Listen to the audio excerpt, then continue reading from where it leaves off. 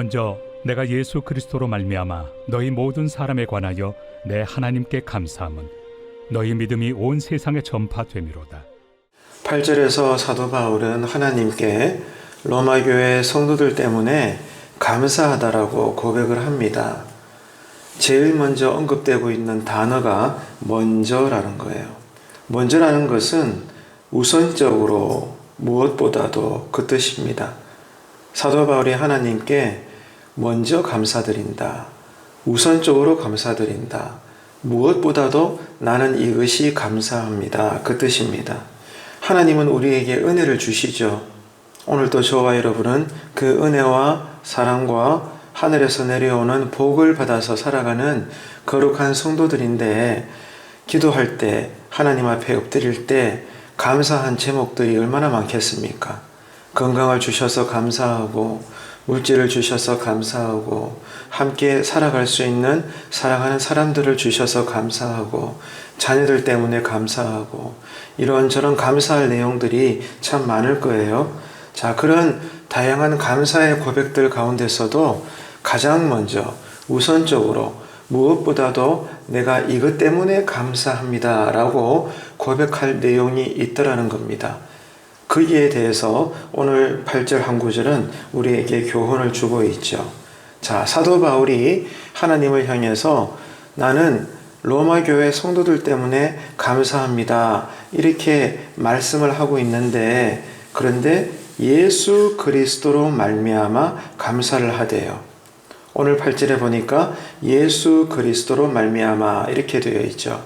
자, 우리가 구원을 받았어요. 그리고 구원받은 이후에도 날마다 삶의 은혜를 받으면서 살아가죠. 더불어서 성도라고 하는 직분, 또 역할에 따라서 기능적으로 이런저런 교회를 통하여 우리가 받은 여러 가지 직분도 있습니다. 이 모든 게 누구 때문인가 그 말이에요. 우리가 선하거나 노력을 해서 잘나서, 그래서 하나님을 감동시켜서 구원을 받고 삶의 은혜를 매일 누리고 직분을 받아 사는 것이 아니라 하나님과 우리 사이에 누가 계시다는 거예요? 중보자가 계시다는 거예요. 그 중보자가 누구라는 거죠? 예수 그리스도. 언제나 우리는 예수 그리스도 때문에 구원을 받은 것이고, 오늘 또 우리는 그 주님 때문에 은혜 가운데서 거하는 것이고, 그 주님으로부터 우리는 성도의 직분을 받은 것입니다. 그래서 오늘 또 저는, 그리고 여러분은 예수 그리스도의 은혜가 아니면 한순간도 살 수가 없어요. 그래서 우리가 예수 그리스도를 통해서 하나님의 은혜 가운데 사는 것처럼 기도도 똑같아요. 성도들의 감사가, 자, 우리가 감사 고백하는 것이 하나님께 상달되지 않겠습니까? 그 과정 속에서도 중간에 누가 계시다는 거예요? 중보자가 되시는 예수 그리스도를 통하여 감사가 올라가는 거예요. 뭐든지 이 중보자가 되시는 예수님이 아니고서는 신자로서의 신앙생활이 안 됩니다. 이 새벽에도 예배 드릴 때 누구 이름으로 예배 드리죠? 누구 이름으로 기도하죠? 누구 이름으로 말씀이 대언되고 누구 이름으로 그 말씀에 아멘하는 거죠? 오직 주님의 이름인 줄로 믿습니다. 우리는 누군가를 사랑할 때도 주님의 이름으로 사랑하고, 누군가로부터 도움을 받아서 감사를 고백할 때도 주님의 이름으로 감사하다고 고백하는 거예요. 모든 것이 주님입니다. 그래서 지금 사도 바울은 하나님, 내가 로마 교회 성도들의 소식을 들을 때 너무 감사합니다라고 한 줄에 이 감사의 고백의 기도를 드릴 때도 누구 이름으로? 따라합시다. 예수 이름으로. 예수 그리스도로 말미암아 내가 감사를 드립니다 라고 지금 고백을 하고 있는 거예요. 여러분, 그래서 오늘 이 하루도 그렇습니다. 우리에게 뭐가 있어요? 하나님의 사랑과 예수님의 은혜와 성령님의 역사하심, 이 삼위일체 하나님이 우리와 함께 하심으로 오늘 또 이 하루가 우리에게 복된 한 날이 될 줄로 믿습니다. 그래서 성경은 우리에게 가르쳐주고 있잖아요. 예수를 깊이 생각해라. 오늘 또 우리가 앉아나 일어서나 가정일을 하시든 일터에서 열심히 여러분 노동을 하시든 누구를 만나시든지 간에 예수를 생각하십시오. 지금 이 상황에서 내가 생각하는 것, 내가 하고자 하는 일, 어떤 일을 선택하고 결정을 할 때도 주님이라면 어떻게 하셨을까? 주님 나에게 지혜를 주십시오. 내가 주님 안에서 주님보다 앞서지 않고 주님 뜻대로 내가 이 하루를 결정하면서 또 잘 믿음으로 살기를 원한다고 이 새벽에 기도하시기를 바랍니다. 이렇게 사도 바울이 가장 먼저는 예수 그리스도로 말미암아 너희 모든 사람들에 관하여 이렇게 기록을 하고 있는데요. 여기서 너희 모든 사람들이라는 것은 뭘까요? 누구죠? 로마 교회 성도들로부터 들려오는 아름다운 소식이에요. 로마 교회 성도님들의 그 아름다운 선행과 믿음에 관한 소식과 그들의 영향력, 이 로마 교회에 관한 모든 내용들을 말하는 겁니다. 너희 모든 사람들에 관하여. 그래서 뭐 어떻게 한다는 거죠? 그 다음에 뭐라고 기록되어 있나요? 내 하나님께 감사함은 뭐가 감사하다는 거예요? 너희 믿음이 온 세상에 전파가 되미로다.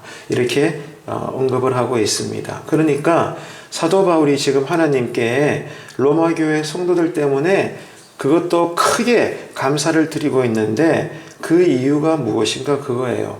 로마 교회가 가지고 있는 성숙한 믿음입니다. 그들이 가지고 있는 이 성숙한 믿음이 교회 안에서 우리끼리만 주고받는 것이 아니라 이게 교회 밖으로 막 퍼져나가는 거예요. 지역의 불신 세상 사람들에게, 모든 주변 사람들에게 로마 교회 성도님들이 가지고 있는 이 성숙한 믿음에 대한 소문이, 중요한 것은 이거예요.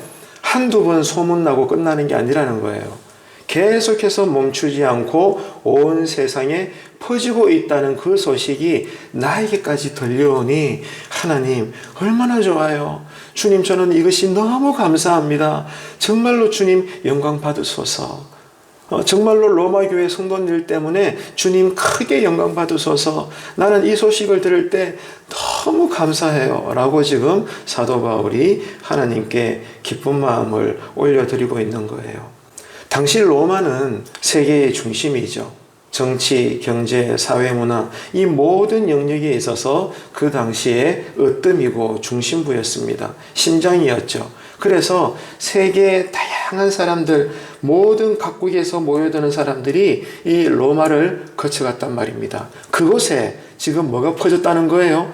로마 교회 성도들의 성숙한 믿음의 열매가 저들에게 들려지게 되고 세계 각국의 사람들에게 로마 교회를 통하여 믿음의 영향력이 흘러가더라는 거예요. 그래서 결국에는 예수 십자가 복음의 전파력이 엄청나게 강해졌다는 거죠. 로마 교회 성도들의 성숙한 믿음 때문에 그 로마로 인하여 동서남북 세계 각국의 사람들이 다 모여있는 거리에 저들이 예수 복음을 듣게 되더라는 거예요. 그래서 당연히 뭐가 늘어나죠? 복음을 듣고 구원받는 역사가 크게 일어나더라는 겁니다. 이 소식을 지금 멀리서 사도 바울이 먼저 듣고는 하나님께 감사 기도를 드리고 있다는 거예요. 바울은 로마 교회의 좋은 소문이 전 세계로 복음이 전파되는 것에 있어서 크게 영향력을 끼치고 있는 것, 이렇게 좋은 일을 감당하고 있는 로마 교회 성도님들이 주님, 무엇보다도 먼저 나는 예수 이름으로 말미암아 이것이 감사합니다. 이렇게 우리 교회에 복을 주셔서 감사합니다. 주님 홀로 영광 크게 받으시옵소서. 할렐루야. 성도로서의 기쁜 감사의 기도와 찬송을 하나님께 지금 사도 바울이 올려드리고 있는 거예요. 그런데 여러분, 중요한 것은 이거예요. 신비로운 것은 아직 사도 바울은 로마 교회 성도님들을 만나지 않았어요. 그런데 이미 로마 교회는 어마어마한 믿음의 성숙한 열매의 소문이 로마 각처에 퍼지고 있거든요. 그런데 그렇게 되기까지 누군가가 제대로 거기에 들어가서 복음을 소개하고 복음을 가르친 적이 없는 교회라는 겁니다. 그런데도 이미 로마 교회는요, 성도님들이 모두가 다 성숙한 믿음을 가지고 그 열매로 로마에 모여드는 세계 각국의 사람들에게 멈추지 않고 계속해서 복음의 좋은 소식을 교회 밖 사람들에게 들려주고 있다는 거예요. 그 그 소식이 사도 바울이 가는 곳곳마다 여러분 참 신기하게도 로마 교회의 아름다운 소문이 사도 바울의 귓가에도 들려지고 있더라는 거죠. 자, 그러면 여러분 우리는 생각해 봐야 됩니다. 따져봐야 되는 거죠. 이토록 신앙적으로 성숙해 있었던 로마 교회는 그러면 누가 세웠을까요? 이거 참 중요한 질문이지 않겠습니까? 누군가가 들어가서 제대로 복음을 가르친 것도 아니고 어떤 사도가 먼저 들어가서 그들과 함께 한 것이 아님에도 불구하고 이미 지금 로마 교회는 벌써 성숙해 있는 거예요. 그러면 누가 이런 교회를 개척하고 세워서 이런 좋은 교회를 이미 만들어 놨나? 성경학자들은 이런 견해를 가지고 있어요. 당시 로마에 거주하고 있던 해외 유대인, 그러니까 디아스포라라고 이야기하죠. 유대인인데 이미 진적부터 로마에 가서 살고 있더라 이거예요. 그러니까 해외 동포자죠. 그런 유대인이 어느 날 오순절 절기를 맞이해서 예루살렘으로 간 거예요. 유대인이라면 반드시 갑니다. 중요한 절기니까. 명절에 우리가 아무리 멀어도 고향 부모님을 찾아뵙듯이 이제 오순절이 되어서 로마에 살고 있던 정통 유대인이 절기를 지키려고 예루살렘에 온 거예요.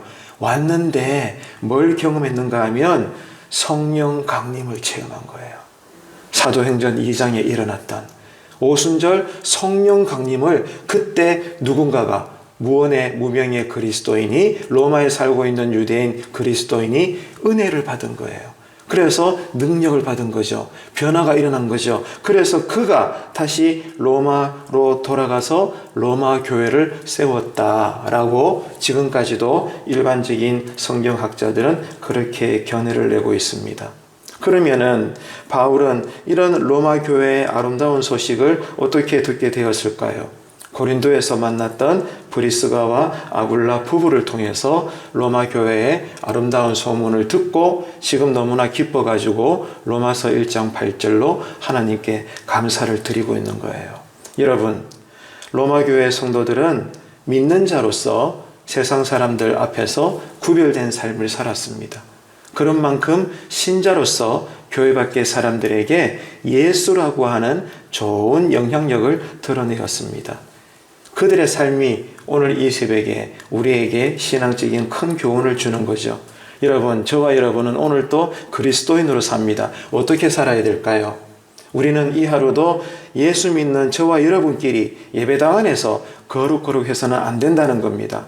오늘 로마서 1장 8절에 언급되고 있는 것처럼 이미 믿음의 성숙한 열매로 교회 밖에 세계 각지에서 모여든 그 로마에 모여든 사람들에게 복음의 영향력을 드러낸 것처럼 오늘 또 저와 여러분은 무엇보다도 예수 그리스도로 말미암아 교회 밖에서 오늘 또 내가 만날 수밖에 없는 많은 불신자들과 이 하루를 살 때 믿음의 열매를 드러낼 수 있는 예수 신자가 되기를 주님의 이름으로 축복합니다. 이것이 이 새벽에도 우리를 향하신 하나님의 뜻입니다. 그래서 이 뜻을 이루기 위해서 성령님은 오늘 또 우리로 기도하게 하시는 거예요. 그동안 한국교회가 세계적으로 어느 나라에서도 찾아볼 수 없는 유례가 없는 외적 성장을 경험했지 않습니까? 하지만 부끄러운 모습은 뭐예요? 불신자들에게 본이 되는 삶은 아니었다는 거죠.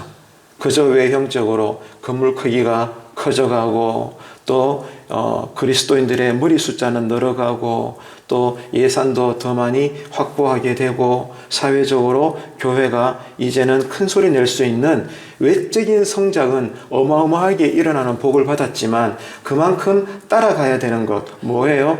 내적인 성장.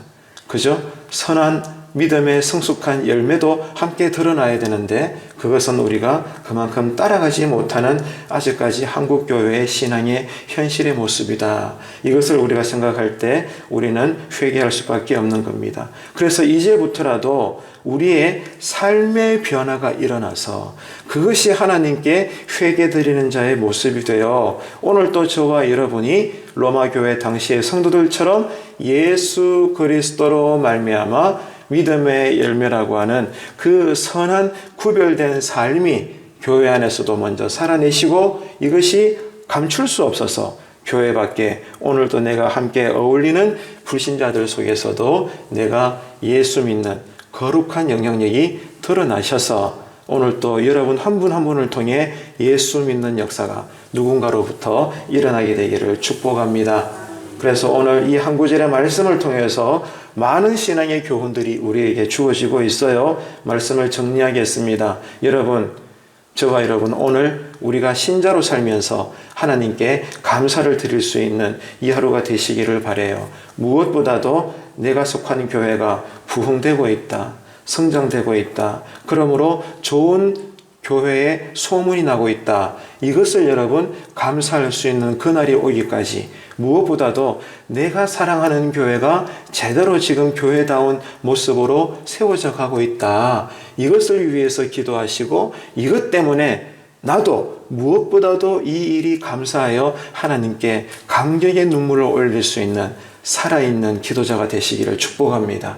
그런 기도로 여러분 오늘 새벽에도 은혜가 있게 되기를 바라고요. 그리고 오늘 이 하루 속에서 특별히 교회 밖의 불신자들에게 여러분의 신앙이, 우리들의 믿음이 선한 영향력을 끼쳐서 누군가가 오늘 이 하루도 우리 때문에 예수를 믿어서 복음의 세계로 들어올 수 있도록 그런 믿음의 열매를 맺는 복된 이 하루가 되어 하나님께 감사합니다 라고 고백할 수 있는 이 하루가 되시기를 바랍니다. 그리고 누군가가 성령으로 충만하여 하나님의 이끄심에 따라 로마에서 교회를 세운 것처럼 여러분, 누가 우리가 속한 이 교회를 성숙하게 만듭니까?